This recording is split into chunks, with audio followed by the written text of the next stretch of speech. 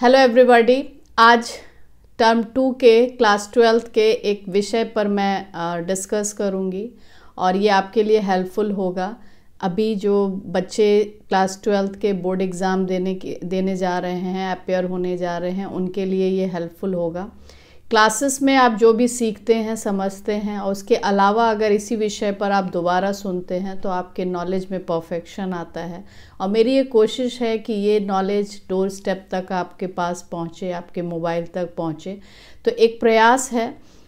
उम्मीद है आपको ये सेशन अच्छा लगेगा। और अब मैं विषय पे बात करूँ। आज का जो टॉपिक है दैट इज़ डिवेंचर। डिवेंचर के बारे में आपने क्लास 11th में भी सुना होगा कि this is also one of the important source of finance specially for a new company. पहले तो बता दूं कि ये डिवेंचर होता क्या है। It is a loan taken from the public bye issuing debentures. तो इसके बारे में अगर हम बात करें तो ये जो है regarding investor point of view there is a security. एक सिक्योरिटी देता है कि आपका पैसा एक टर्म के बाद रिफ़ंड कर दिया जाएगा। उसके बाद आपको रेगुलर रिटर्न मिलता रहेगा, regular in the form of interest आपको मिलता रहेगा।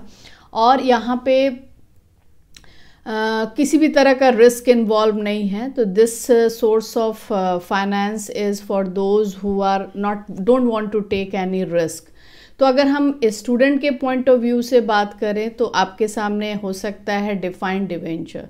तो it is just a written document acknowledging about the डेप्ट कि आपने कितना कर्ज दिया, what principal amount you have invested in the company in the form of debenture. और डिवेंचर के आगे जो नाम रहेगा it will be prefix with the rate of interest. जो इंटरेस्ट आपको पे करेगी कंपनी वो पहले से आपको नोन रहेगा। और आपका एक सर्टेन टर्म के बाद at the time of redemption it will be completely redeem, your principal amount will be redeem. तो अब एज अ स्टूडेंट और यहाँ पे debenture holders what they will be denoted as, they will be the creditor of the company. वो creditor कहलाते हैं। एक समय के बाद उनका पैसा कंपनी लौटा देती है, एक कर्ज के रूप में लेती है। और एक सबसे इम्पॉर्टेंट बात कि उस डॉक्यूमेंट में कंपनी का सील ज़रूरी है, क्योंकि आप जानते हैं कि कंपनी इज़ आर्टिफिशियल पर्सन। तो आर्टिफिशियल पर्सन में किसी भी तरह का डॉक्यूमेंटेशंस है तो there is a requirement of seal. तो it must be there, then only it will be treated as authentic paper. तो just you can say in a simple word, it is a written document that acknowledge about the debt given to the company। तो अब यहाँ पर इसके बारे में आपने जाना। अब आते हैं कि इसके कुछ कैरेक्टरिस्टिक्स हैं that you must know, as I said कि being a artificial person there should be a seal on that document। तो पहला कैरेक्टरिस्टिक्स इसका आता है कॉमन सील। और उसके बाद इसको आप अगर याद देखें, अगर टाइप्स ऑफ फंड की बात करें तो it is a borrowed fund. तो क्लास 12th के बच्चे इस बात को समझ रहे होंगे कि बोरोड फंड का एक अलग, अगर हम बात करें प्रेजेंटेशन इन कंपनी, तो there is one head specially given by the name long term borrowings. तो उस लॉन्ग टर्म बोरोइंग्स के अंडर में ये आइटम शो करती है कंपनी कि how much in the form of debenture company taken a loan from the public. तो one of the characteristics you can say it is a borrowed fund. और of course it is a written document. In a definition itself you have seen कि written document है that acknowledge about the debts. तो ये तीसरा characteristics हो गया, it is a written promise. और it is a written promise that it will be paid after certain period of time. और उसके बाद है इसका maturity period that also decide at the time of issue itself. Issue के समय ही ये तय हो जाता है कि इसको कब लौटाया जाएगा। और व्हाटएवर सबसे बड़ी बात है कि this is a kind of security given by the company so that company keep aside some of the assets as a mortgage in case company is a defaulter. अगर ड्यू डेट को company defaulter होती है तो ये assets को बेच कर भी पैसा उसका प्रिंसिपल अमाउंट लौटाती है। तो there is no such risk in investing money into debenture.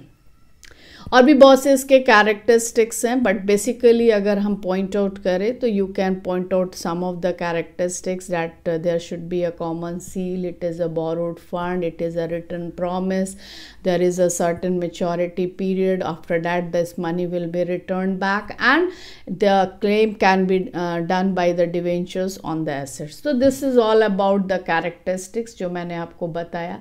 अब एक टॉपिक और मैं आपको डिस्कस करूँ इस सेशन में कि कितने तरह के डिवेंचर्स होते हैं. Sometime it may be asked various types of debentures. तो अगर हम क्लासिफिकेशंस करें डिवेंचर्स का तो there are 5 basis on that this debenture is classified. And one more thing, debenture और bond interchangeably they are used कर सकते हैं. bonds और debenture से आप confuse मत कीजिए, दोनों सेम टर्म है. अब यहाँ पे देखिए डिवेंचर्स का जो क्लासिफिकेशन किया गया है, there are 5 basis. I am showing you the chart.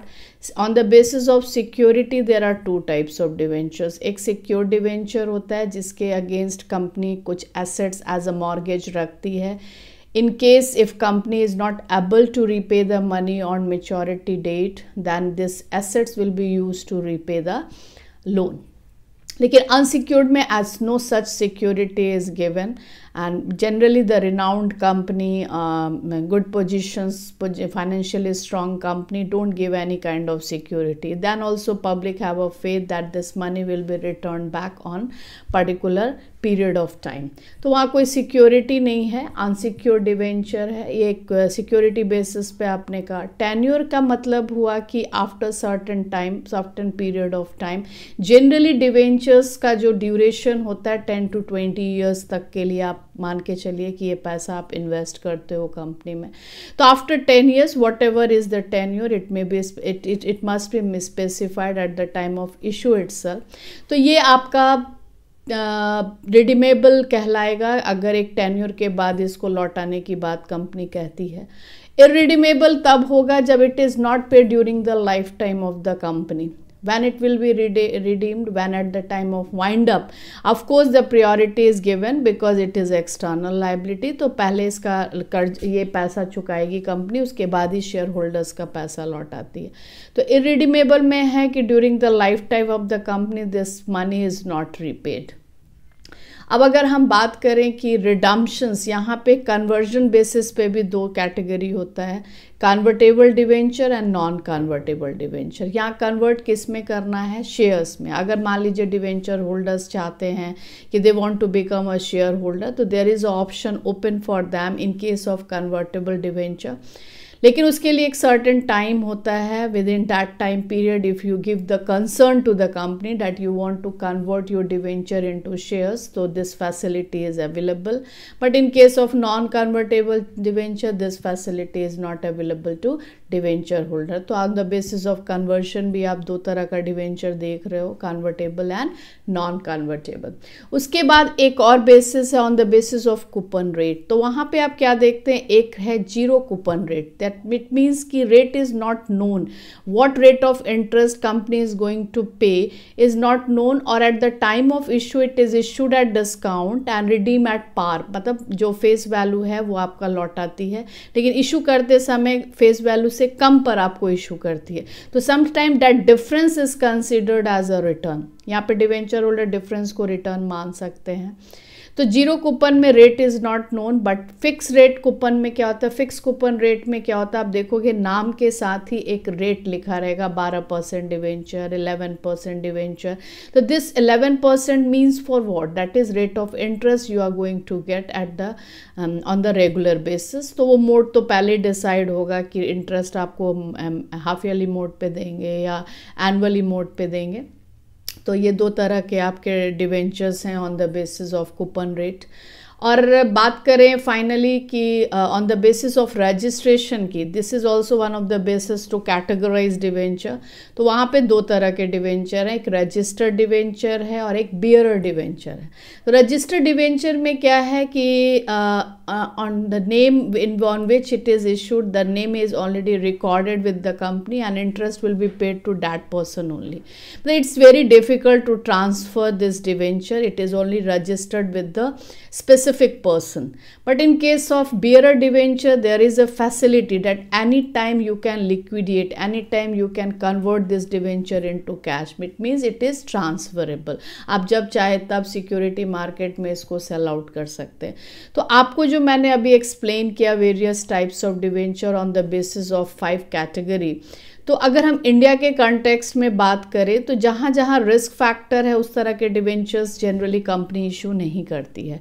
तो अगर हम बात करें तो what type of generally debentures are issued in our country, that is first part आप कह सकते हो सिक्योर डिवेंचर ही इशू करती है. रिडीमेबल भी होता है, एक सर्टेन टाइम के बाद इस पैसे को लौटा भी देती है. कन्वर्टेबल ऑप्शन भी आपको दिया जाता है कि आप चाहें तो you just become a share holder. उसके बाद है फिक्स रेट है, because investors should know what return they will get in future, वो भी आपका क्लियर रहता है. और बेयरर की फैसिलिटी देती, means easily it is transferable. तो जो पॉजिटिव आस्पेक्ट है in all the various categories, that type of debentures are generally issued. तो मैंने समझाने की कोशिश की आपको इस सेशन में कि डिवेंचर होता क्या है, इसके कैरेक्टरिस्टिक्स क्या हैं और कितने तरह के डिवेंचर्स टोटल होते हैं, जिसमें जो कौन से डिवेंचर्स हैं जो इशू किए जाते हैं जनरली इन इंडिया. तो this is all about today's session. I hope मैंने आपको जो समझाने की कोशिश की है आप समझ पाएंगे, और it is going to help you in anyway in to understand the topic in class itself, और बात को समझे होंगे. इसी तरह से आगे फिर हम आपको इसके न्यूमेरिकल एस्पेक्ट्स पे डिस्कस करेंगे. इतनी बात आपको समझ में आई तो अगर इस वीडियो को आप लाइक करें और मुझे मोटिवेट करें कि आगे इसी तरह से मैं छोटे छोटे सेशंस आपको दूं ताकि आपको अपने एकेडमिक कॉमर्स में हेल्प मिले. For this thank you so much.